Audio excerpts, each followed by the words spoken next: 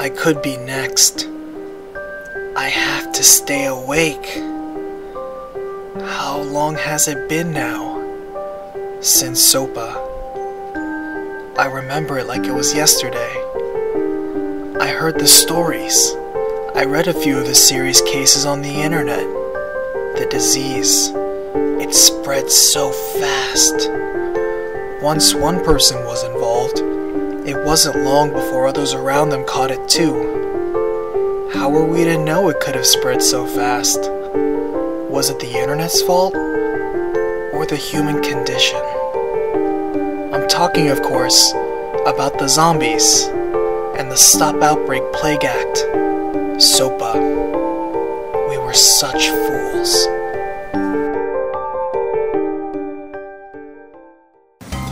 And welcome to the news. Tonight's news story, the zombie menace, end of American way of life, or the proof of a failure of political containment and initiative. You decide after we decide for you.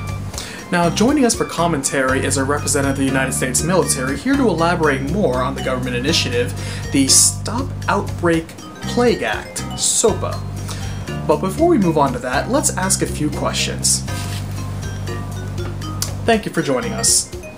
I'd like to remind you, sir, that there was a lot of controversy surrounding the zombie outbreak.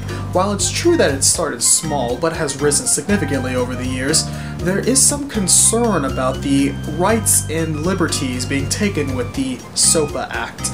Notably, where do we draw the line between significantly ending, in a promising solution of course, the actual zombie threat, or losing, or as some people may say it, robbing American rights and liberties? What are your thoughts on this issue? You know, I'm actually very glad that you brought that up, sir. Glad to be here, glad to clear up any confusion, as there seems to be much with the internet and people and the zombie outbreak. American citizens need to realize that we do have their best interests and their freedoms of mind, and it is not our intention to sacrifice American liberties. That would simply be unconstitutional. That is not what we stand for. Now, knowing that, I would like to remind people that the zombie outbreak is a very real threat. We have seen its rise over the last decade and a half, 2 decades, and we need to see a permanent solution to this problem. One we do believe can come in the form of SOPA. One thing to understand is that SOPA is intended not to lose any liberties, but in fact to expand them. We find that in the terms of the zombie outbreak, it brings out the worst in the American people. It's falling due to temptations and Satan's will, of course. We find that there's a lot of rioting, a lot of plundering, a lot of pirating of personal property, a lot of losses seen by financial institutions, by corporate, by American citizens on a small business scale. We understand that these zombies do not discriminate, they do not have feelings, they do not have hearts, and they therefore should not be spared. They do not have rights that they have given them up the moment they decided to become zombies. Thank you for elaborating on that, General. That was very informative. However, when I look over here at some of the SOPA litigation, it seems a little vague and unclear. Now, I understand that this is still a somewhat national affair, but can you please elaborate on some of it? For example, it appears that the execution rights that are given to the military seem quite final. A lot of the red tape has been removed, but in light of that, the permissions given for this open fire law is anybody who is seen walking, sounding like a zombie, looking like a zombie. Do we have any sort of more discrete criteria for what qualifies as zombieism? But of course, but that's something of a technical point. We are aware of a lot of the higher level thinking that comes with this, but we can assure you that professional integrity will be maintained when it comes to identifying who is and who is not considered a zombie when we do decide to invade everybody's home and scorch the earth and salt it just to make sure they don't rise again. There will be some, of course, feasibility error margin, but we do understand that there are some fears concerning who may or may not be considered a zombie. The geriatric community, lepers, people who mumble, especially on the subway. We understand that some of that may be considered zombieism, as you said, but us, the military, we understand the finite differences in our experience, and we know that we can avoid a lot of the bureaucracy that has slowed down previous execution numbers, and can assure the American people that a very swift and definite solution will be found when finding and terminating any and all signs of zombieism. We spare no people. I see. But, General, what is this last part about nuking it from orbit? It's the only way to be sure. Didn't you get that from a movie? What are you talking about? Oh, yes, that last part. That's a minor technical note, you see, and that's actually a valid military procedure, you see? Not an overuse, excess of government power, you see. It's in mind of removing the foreign agents, the zombies of course, from American soil. American people are at most danger at home when they are under the illusion of safety and freedom. We need to make sure that that zombie threat doesn't attack them in their homes. So to prevent that, we enable the liberty of destroying most of them. It's a preventative measure, you see, a triage, you could say. After all, people who are found immune to the zombie illness, and anybody who's outside the quarantine zone, we assure them that our carpet bombing will isolate them as danger close targets. So you are sure that every zombie will be killed except for the ones you're sure aren't zombies?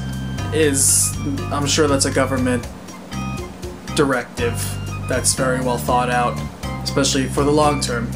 And it sounds like you have international goals in mind with the removing of the foreign agents.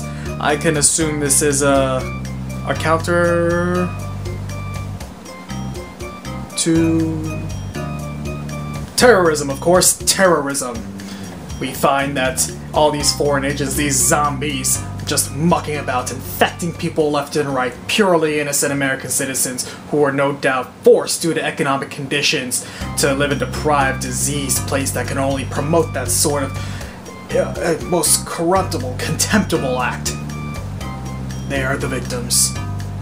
But yes, you can assure that the government has complete qualifications and understanding of the current social media trends as well as the best interests of American society when it comes to finding, isolating, and eradicating not only zombies but potential signs of zombieism. Anybody who has been bitten, infected, and are showing early signs of zombieism, and we find it's best to have anybody whose mind and their personality and their soul has already been hijacked and pirated by the zombie plague to be executed. It's best to kill the bad seeds early, you see.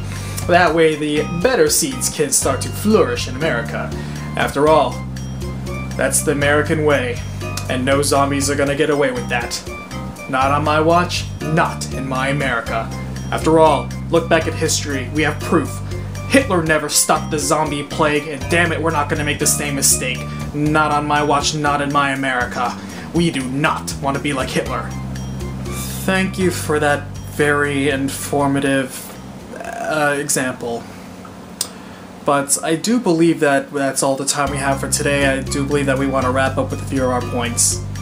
So, thank you for watching the news. I hope that was informative. The voting for SOPA, not done by American citizens, but in fact senators that are expected to uphold not only constitutional rights, but the expectation and support, opinion, and popular belief of the citizens they are supposed to represent. We understand that the military is very firm in its insistence upon the SOPA directive, and pending that, the PIPA, the Preventative Isolation Plague Act, which we believe is along the similar vein in case SOPA does fall. Please be mindful of current events. We will keep you updated and hope for the best. The next day, SOPA passed. No one was the same anymore. Everyone was a victim. My thoughts wandered as I hid to old family and friends, namely my old friend Ben, and I had wondered how he fared and how SOPA had affected him.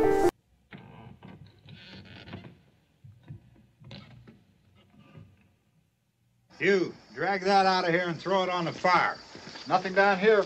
All right, go ahead, Don, and give him a hand. Let's go check out the house, man. There's something there. I heard a noise.